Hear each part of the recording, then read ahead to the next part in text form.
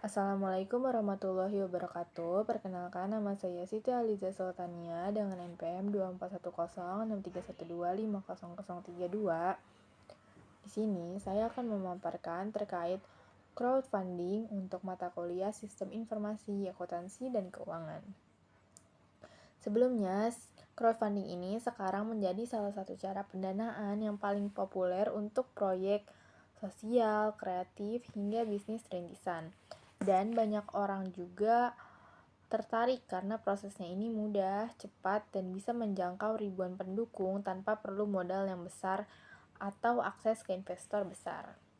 Nah, di video ini kita akan membahas secara lengkap bagaimana sistem crowdfunding bekerja, kemudian juga akan membahas jenis-jenisnya, membahas manfaat dan risikonya, serta apa saja yang harus diperhatikan baik-baik bagi penggalang dana maupun pendukung.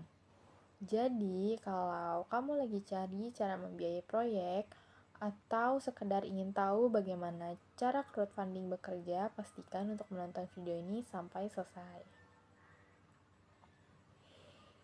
Crowdfunding ini pada dasarnya adalah penggalangan dana online yang memungkinkan seseorang atau sebuah tim memperoleh dana dari banyak orang dalam jumlah kecil-kecil. Namun, bila dikumpulkan, jumlahnya bisa besar.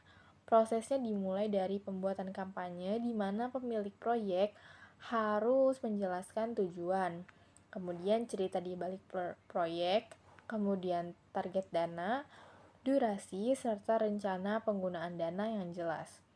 Setelah kampanye tayang di platform, tahap berikutnya adalah promosi. Nah, promosi ini biasanya dilakukan di sosial media, kemudian melalui komunitas atau jaringan pribadi untuk menarik perhatian publik.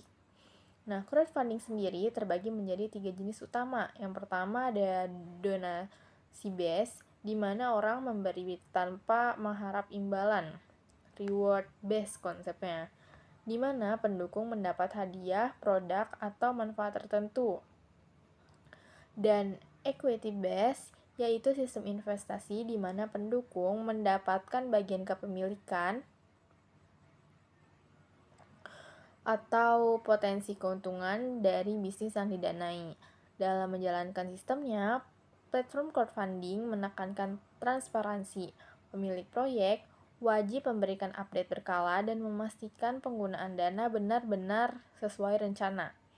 Nah, sistem ini punya banyak keuntungan, misalnya akses mudah untuk siapa saja yang punya ide menarik tanpa harus ke bank atau investor besar. Jangkauannya luas karena bisa dibagikan secara digital, serta bisa menjadi bukti bahwa ide tersebut benar-benar mendapat dukungan publik. Namun, ada juga resikonya, seperti misalkan kemungkinan proyek tidak selesai, dana yang terkumpul tidak terkelola dengan baik, atau kampanye yang ternyata tidak kredibel. Pada equity crowdfunding, risiko bisa lebih besar karena menyangkut investasi dan saham. Selain itu, tidak semua kampanye mencapai target karena kurangnya strategi pemasaran. Jadi, di sini strategi pemasaran berperan cukup penting untuk menjaga keberhasilan.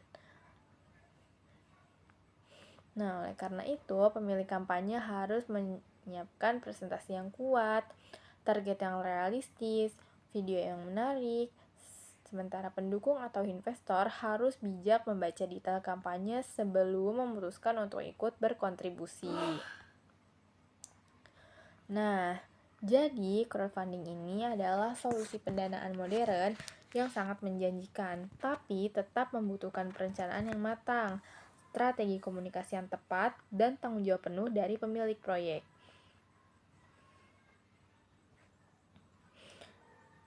Seperti itu penjelasan saya terkait crowdfunding.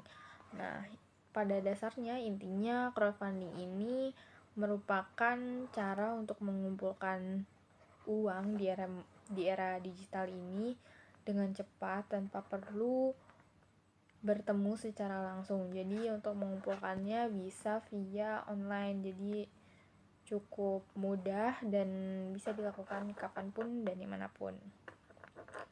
Sekian, cukup penjelasan dari saya, kurang lebihnya mohon maaf. Terima kasih. Wassalamualaikum warahmatullahi wabarakatuh.